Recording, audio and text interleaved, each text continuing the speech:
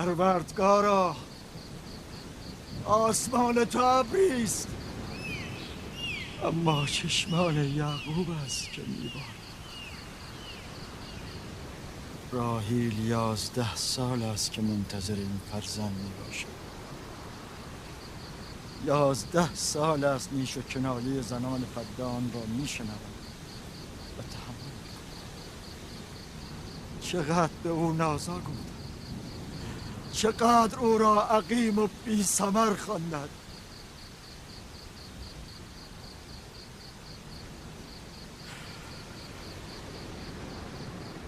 کاهن بزرگ مرا ببخشند.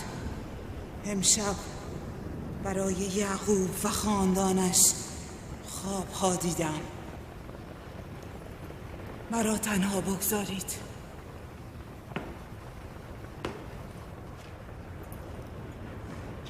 نفرین خدایان بر یعقوب و خاندانش باد. کفر یعقوب بی پاسخ نخواهد ماند. او باید مجازات شود. ای ایشدار بزرگ، آتش خشم خیش را بر یعقوب و خاندانش فرود آور. راحیل و فرزندش امشب باید نابود شوند. با این همه من نگران راحیل و فرزندم نیستم. بیم آن دارم که مرگ آنها موجب شادی ارباب معابد و بت پرستان شود. بیم آن دارم که تلاش چندین ساله من در محو شرک و بت پرستی بی نتیجه بماند. کاری کن همسر و فرزندم را نجات بده. نجات آنها موجب بیداری مردم فدان می شود. نجات آنها شکست معبد ایشتار و پیروزی یکتاپرستی بر شرک و بت پرستی است. خدای مهربان، یاریم کن، یاریم کن، یاریم کن.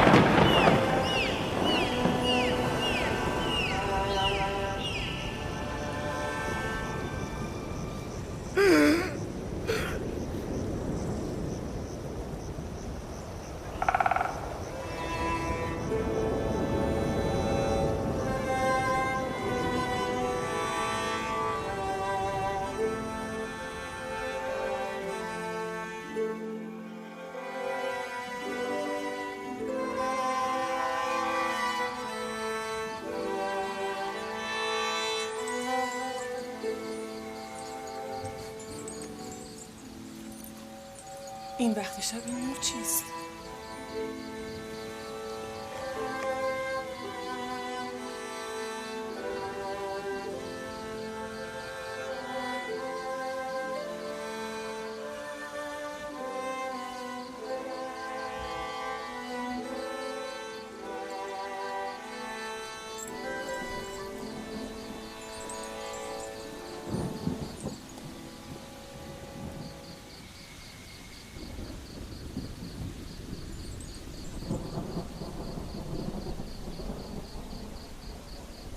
راحیل به هوش آمد.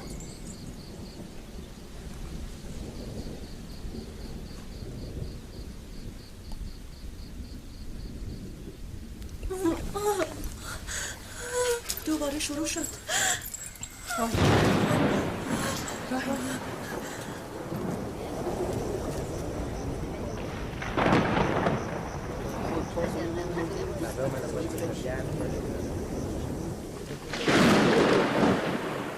یعنی میخواهد باران ببارد؟ گمان میکنم آسمان میخواهد به حال راحیل بگرید. این نشان خشم خدایان است. تندر خشم خدایان فرود خواهد آمد. یعقوب و خاندانش مجازات خواهند شد.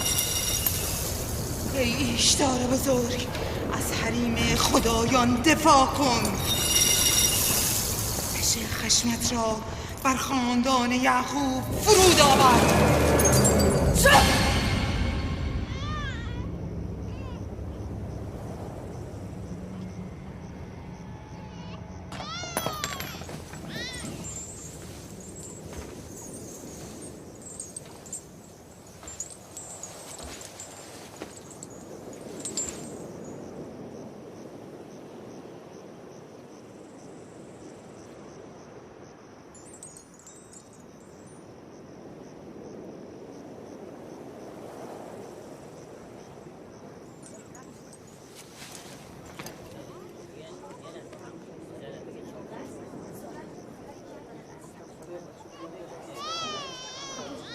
یعنی فرزند راحیل به سلامت به دنیا اومد؟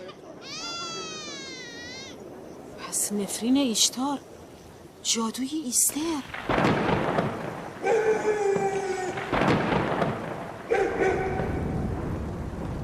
بگذار مردم فدان قدرت عظیم تو و جادوی ایستر را ببینند. ایشتار بزرگ ما را خوشنود کن.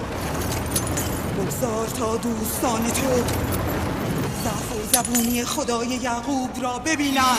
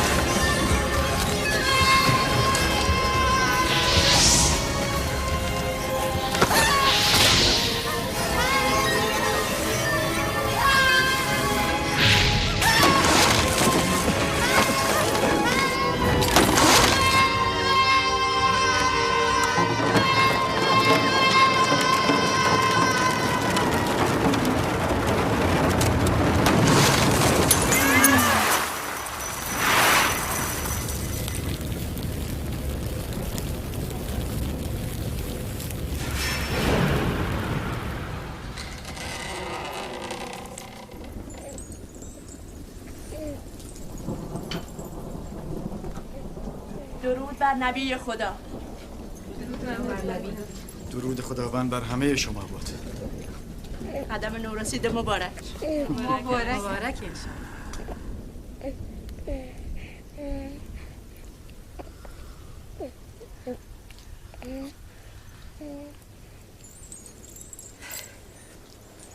خداوند را به خاطر الطافش سپاس میگویم و از او برای تو و فرزندمان طلب خیر و برکت میکنم. 11 سال در انتظار تو بودیم. چرا این همه دیر؟ نمیپرسید فرزندتان پسر است یا دختر؟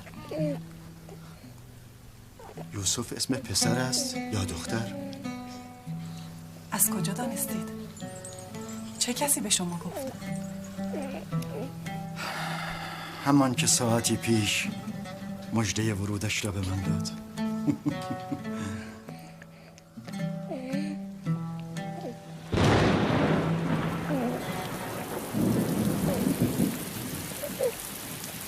این باران هم از برکت قدوم توست فرزندم. خوش آمدی.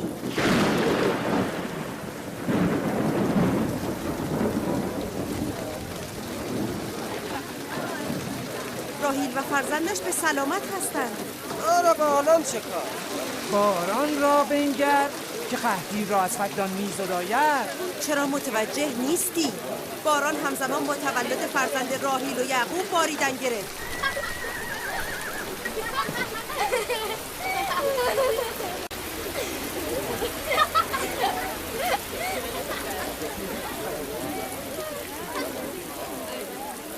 یعنی راحیل و فرزندش همش سلامت هستن؟ آری میبینی که چه کودک خوشیومن و مبارکیست.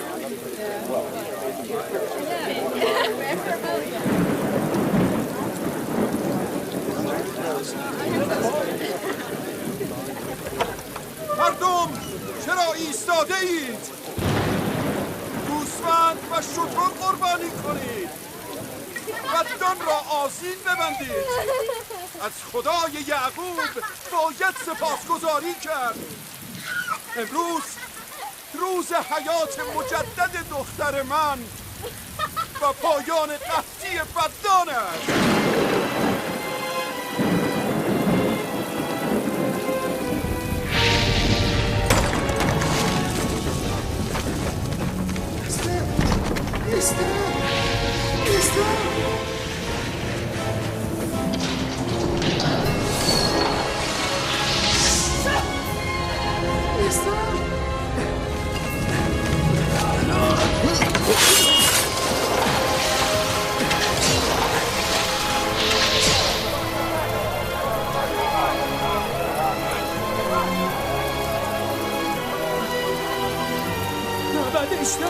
معبد اشتر آتش گرفته. معبد آتش گرفته؟ عالی جناب، معبد ایشتار آتش گرفته. گفتی چه شده؟ معبد ایشتار آتش گرفته.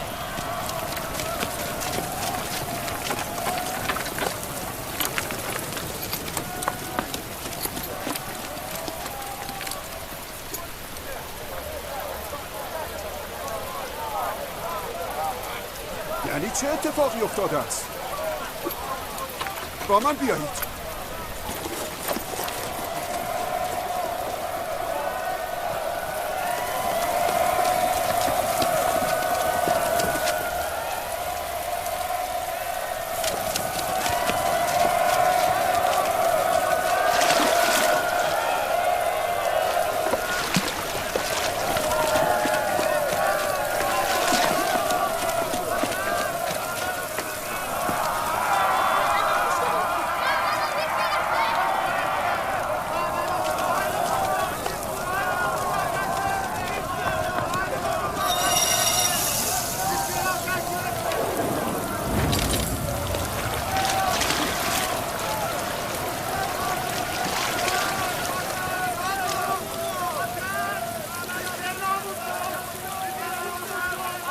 باران که همه چیز را میشوید و خاموش میکند، چرا بر آتش معبد اثر نمیگذارد؟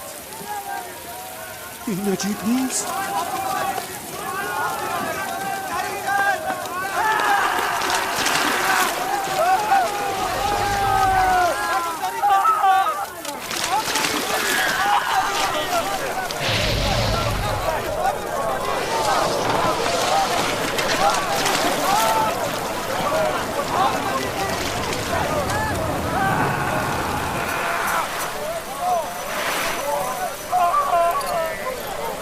ساحره ایسته؟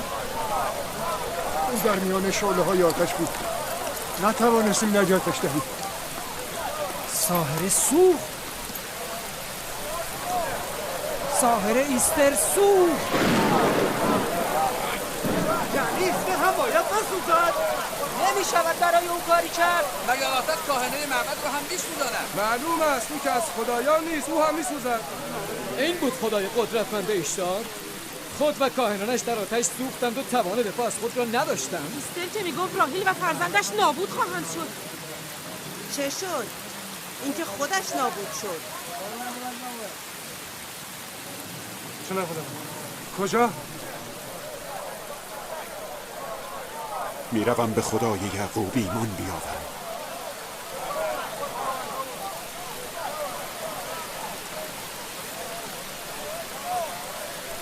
شما که میگفتید یعقوب عامل بدبختی و نابودی مردم فدان شده است، ولی به عکس فرزند یعقوب مایه نزول باران و خیر و برکت برای ما شده است. برویم. بمانید. کجا میروید؟ بمانید، از آیین نیاکان خود دفاع کنید. بمانید. کجا میروید؟ معبد در حال سوختن میزنم. ایشتار نابود میشود. خواهن بزرگ میسوزد. برگردید. کجا میروید؟ آتش معبد باید خاموش شود. ایشتار را نجات بدهید. آتش را خاموش کنید.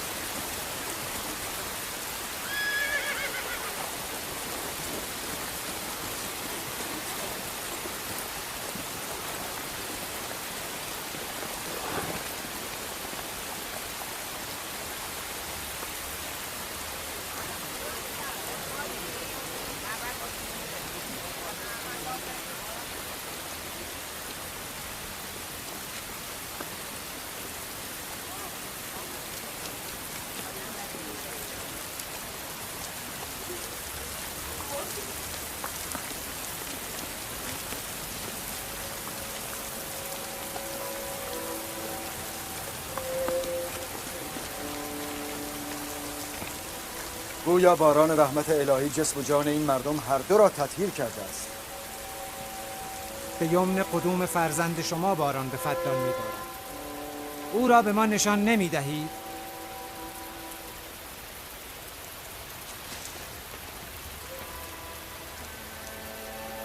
من ناگزیرم که به نبوت شما اقرار کنم، چرا که به عیان دیدم با آمدن فرزند تو هم معبد بت پرستان نابود شد، هم قحطی فدان.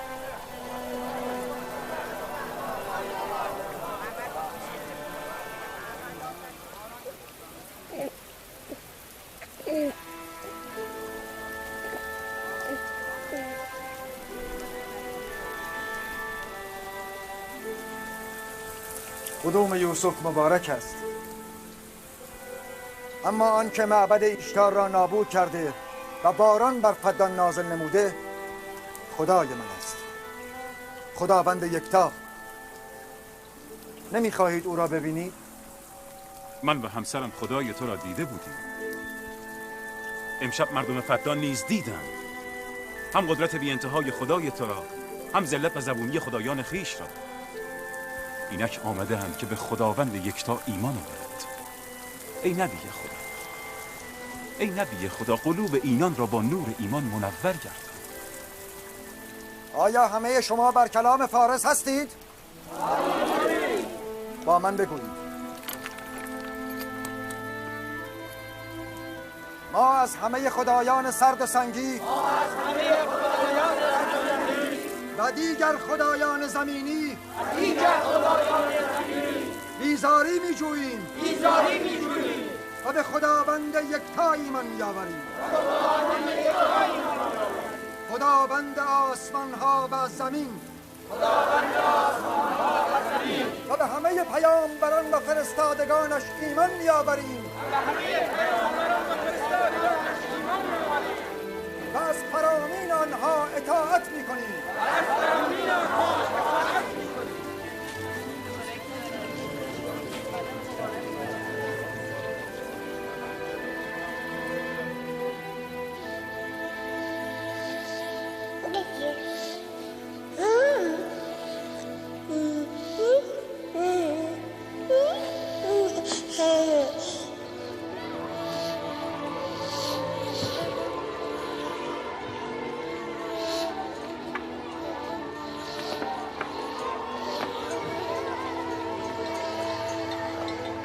پنج سال از نزول خشم خداوند بر زیگورات ایشتار می‌گذرد و 5 سال است که درهای نعمت خداوند بر روی مردم فدان آرام گشوده شده.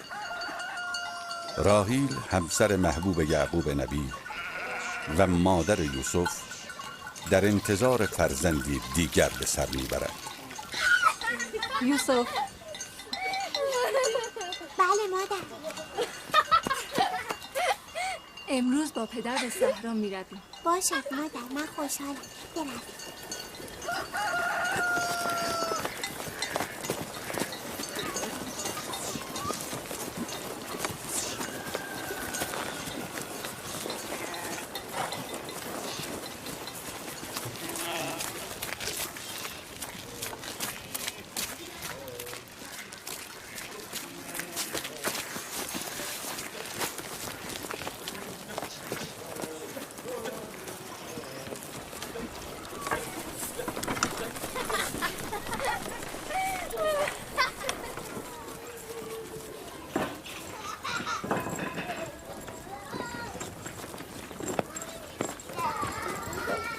آن زمان که از یعقوب فرزندی نداشت محبوبه او بود. اکنون که دیگر هیچ. من و زلفا کنیزیم و لیاقت گشت و گذار با یعقوب نبی را نداریم. مادرت لیا چه؟ شاید کار دارد. شاید هم علاقه به گشت و گذار در صحرا ندارد. چه میدانم؟ و شاید پدرت جز راحیل کسی را دوست ندارد.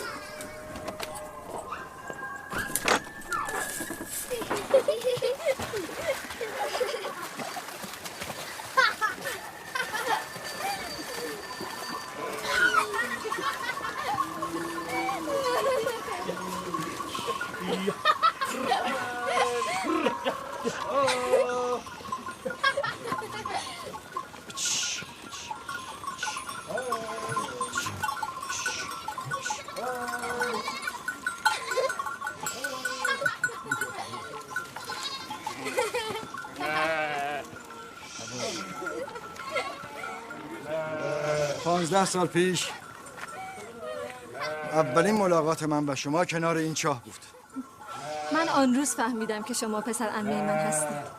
و من فهمیدم شما دختر دایی من هستید.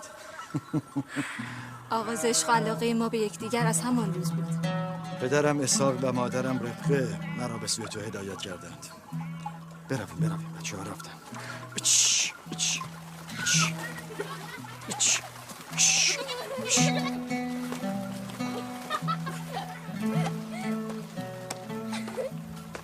وقتی پدرم لابان فهمید تو خواهان من هستی 7 سال شبانه گوسفندان را مهریه من قرار داد و من پذیرفتم. اما در پایان 7 سال لابان خواهرت لیا را به ازدواج من درآورد. چاره‌ای نبود. در فدا خواهر کوچکتر را پیش از خواهر بزرگتر شوهر نمی‌دهند. من 7 سال دیگر به خاطر تو شبانی لابان را پذیرفتم. لابان آگاه نبود. اگر 70 سال دیگر هم میگفت باز هم میپذیرفتم. چه زود سپری شد. آری.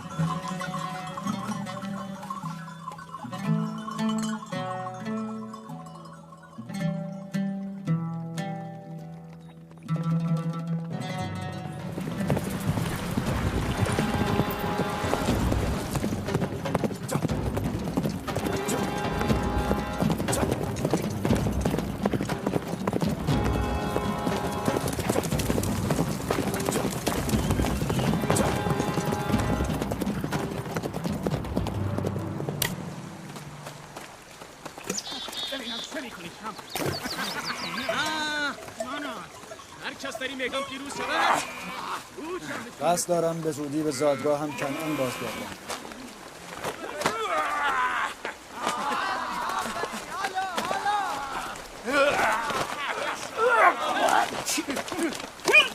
نکند آنها با یکدیگر نزاع کنند.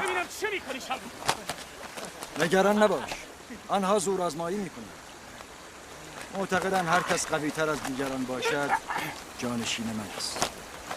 هر کس در این میدان پیروز شود او جانشین من است.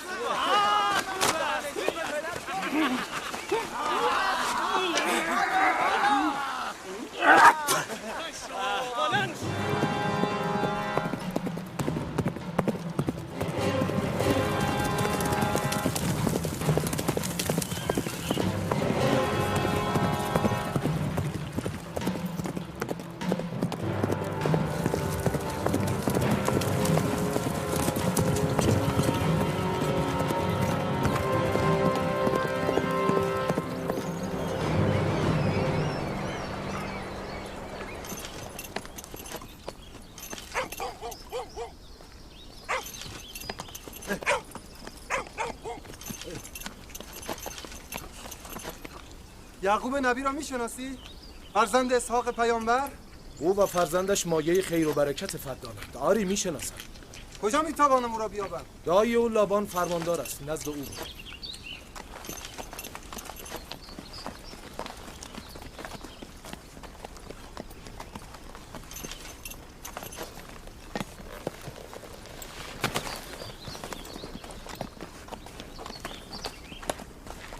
چه میخواهی؟ پیکی از کنعان هستم. با جناب فرماندار کار دارم. دنبال من.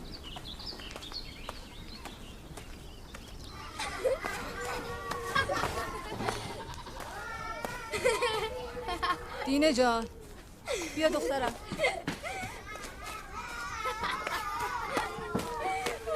با یوسف بازی کن تا مادرت رو یاری کنه. باشد؟ باشه.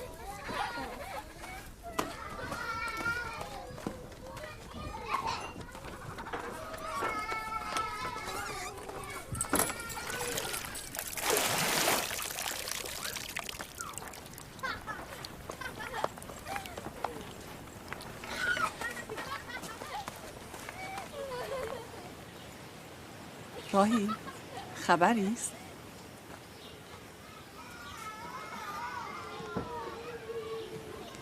مبارک است. نبی خدا هم خبر دارد؟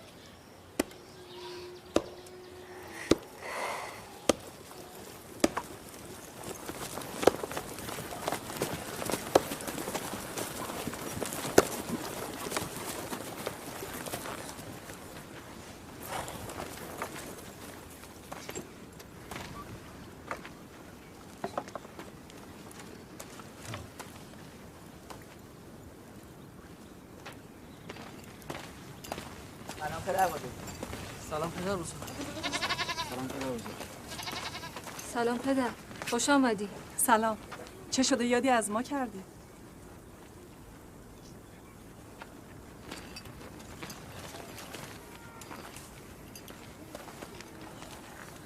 چیزی شده پدر؟ اتفاقی افتاده است؟ آن مرد که میبینید از کنعان آمده و خبرهای خوبی برای ما ندارد. یعقوب کجاست؟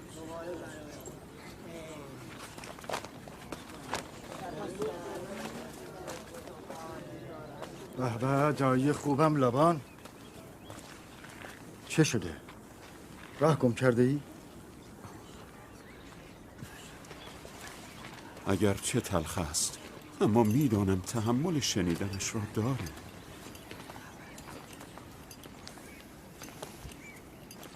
چرا حرف نمیزنی؟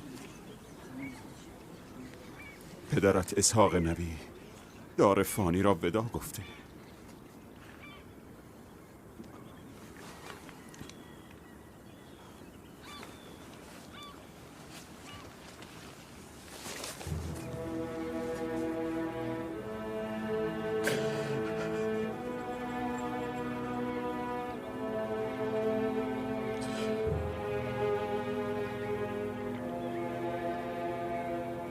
همه از خدایی و به سوی او برمیگردیم.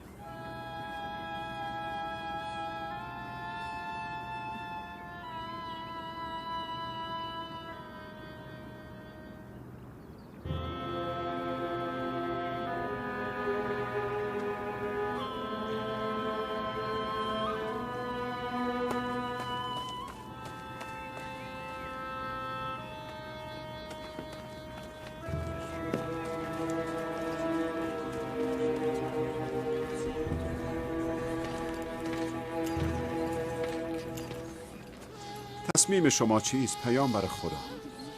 بعد از اسحاق نبی رسالت مردم کنعان بر عهده یعقوب نبی است. خواهرتان فائقه گفتند این رسالت را به شما ابلاغ کنم.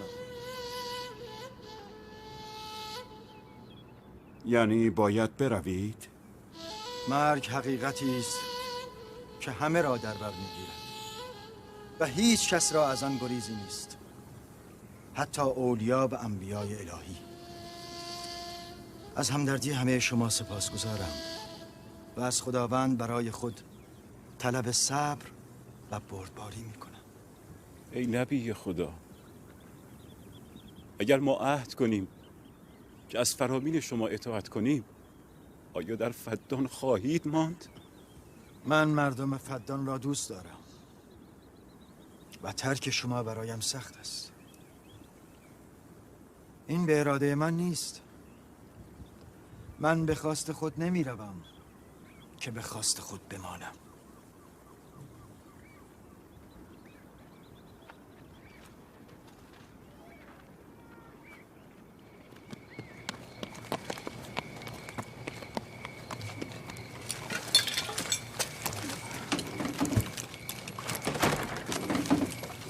به خواست خدا ما فردا به سوی کنعان حرکت می‌کنیم.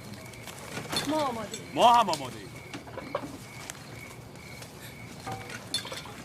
من و همسرم نیز وسایل خود را جمع کرده ایم.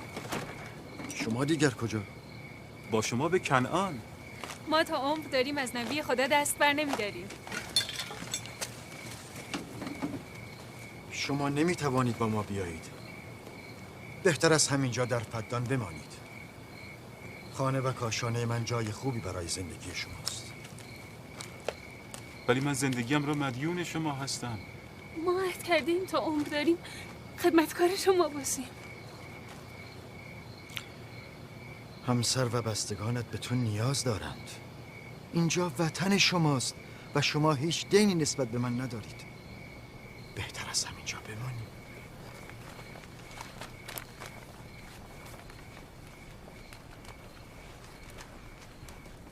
خداوند را سپاسگزارم که به ما نور هدایت ارزانی داشت. من سالها با شما زندگی کردم. در غم و شادی شما شریک بودم. از اینکه شما را ترک می کنم غمگین هستم. شما روزی بت پرست بودید. خداوند یکتا نور ایمان بر قلب‌های شما جاری ساخت و شما بت‌های خود را دور انداختید و خدای یکتا را برگزیدید. قدر ایمان و دعوت الهی را بدانید. مبادا تاریکی کفر و جهل را جایگزین نور الهی کنید. یعقوب باشد یا نباشد، خداوند یکتا ناظر بر اعمال و افکار شماست. خدا نگهدار همه شما.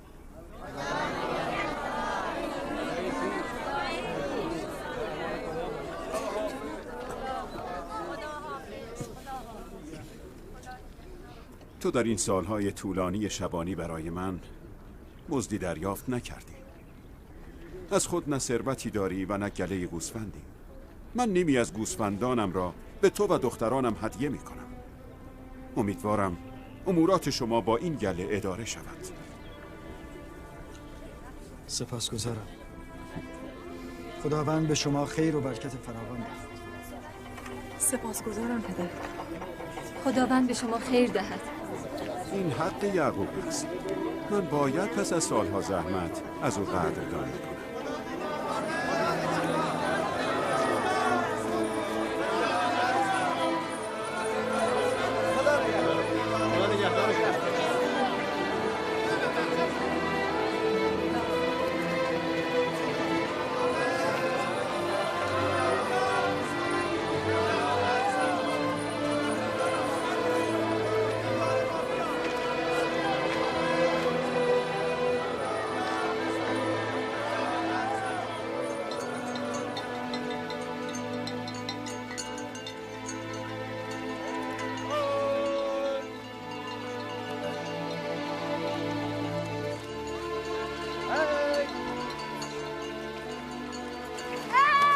نگهدار همه شما.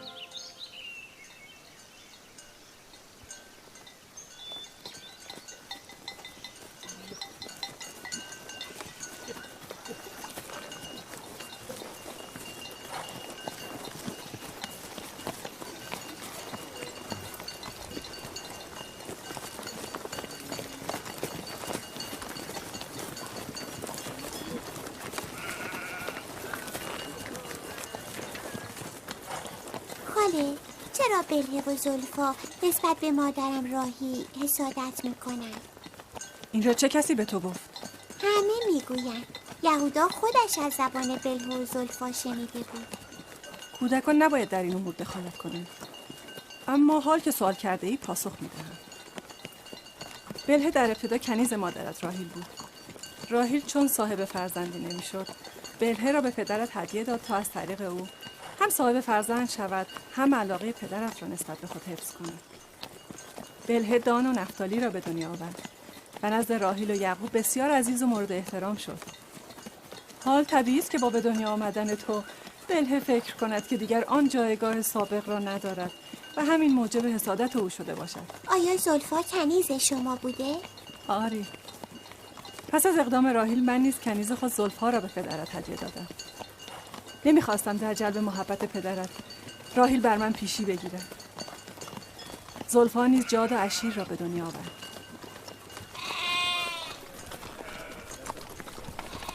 لاوی شمون چه میکنی؟ جل پراکنده شد، آنها را بازگردانید.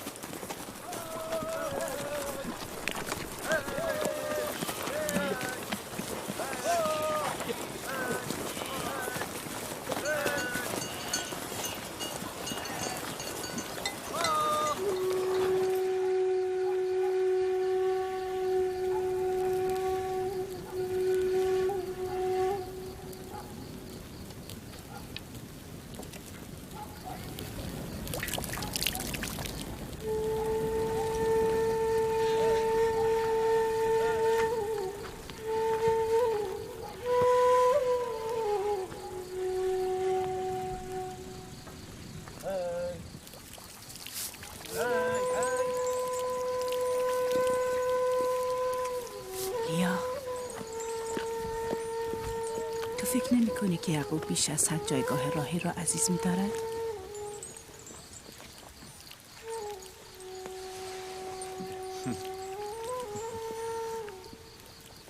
من نیازی به حسادت با خواهرم ندارم. نه تعداد فرزندان او بیش از من است و نه محبت یعقوب به او افزونتر از من. پس حسادت برای چی؟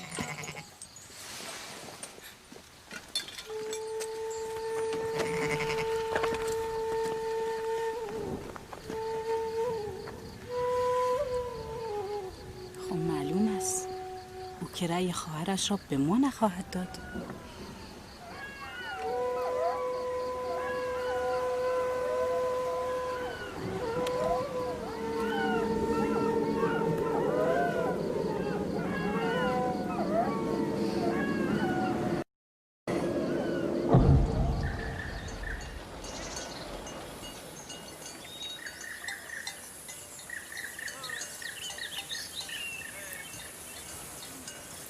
راه طولانی نشد؟ چیزی از راه نمانده. زندگی قبایل کوچ‌نشین هم همین است. هم سفر میکنند هم زندگی.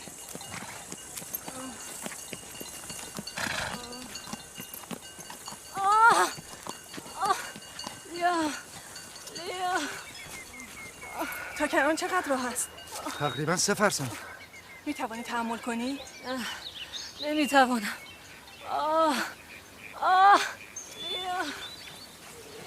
یهودا، لاوی، شامون، چادر رو برپا کنید، همینجا اتراق میکنیم. در کرمان قابلی یافت میشود؟ آری میشود. جیرا زود به کنعان برو و خواهرم فاقه با یک قابله به اینجا بیاد. عجله کن. برو زود باز میگرده.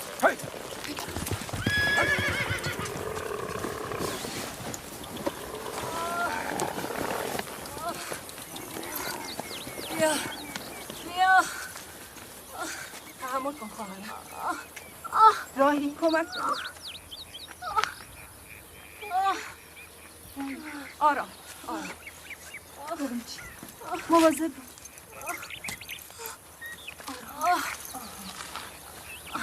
آتش آماده کنید. زلفا زیر انداز بیاور. چه شده مادر؟ حالتان خوب نیست؟ نگران نباش. چیزی نیست. دینه یوسف را ببر. بگذار بماند. لیا لیا تحمل کن خواهرم.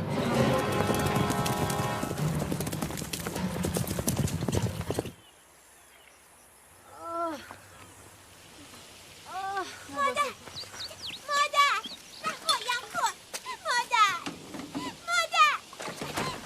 مادر کجا میروی؟ دینه یوسف را نگه دار. بیا یوسف. بیا پسر جان بیا.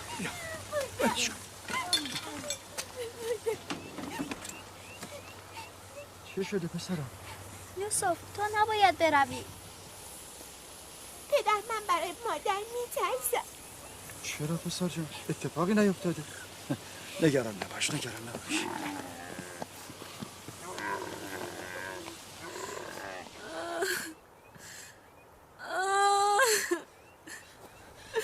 خداوند به او رحم کند. زایمان پیشین او نیست سخت. چیزی نمانده بود که از دست برود. به یعقوب بگویید دعا کند.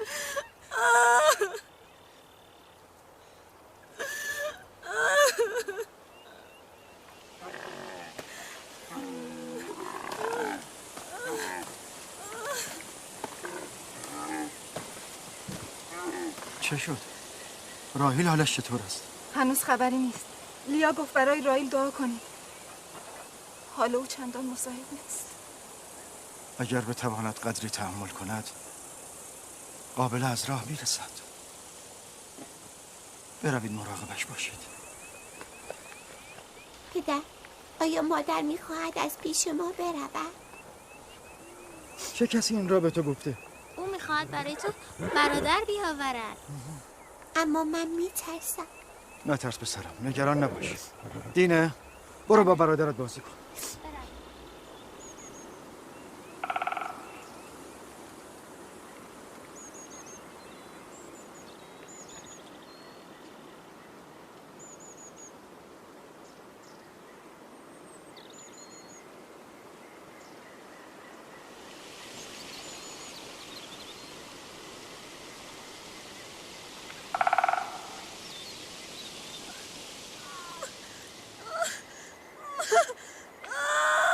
اگر این بار هم چون زایمان پیشین باشد خداوند به او رحم کند.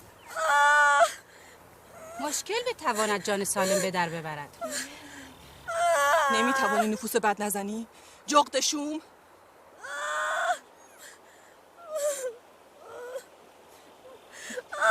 کمی تحمل کنید. به دنبال قابله رفتم. تا کنعان راهی نیست.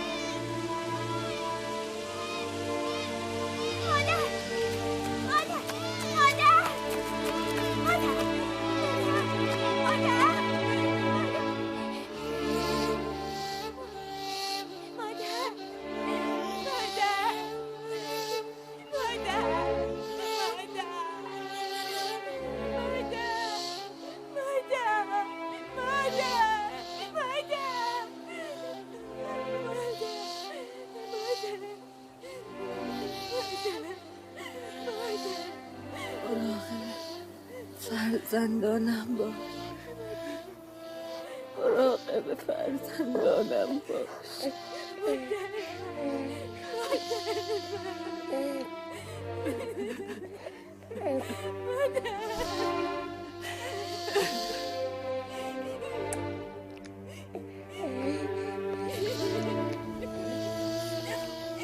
مراقب فرزندانم باش، نگذار غم بی مادری را احساس کند، نگذار.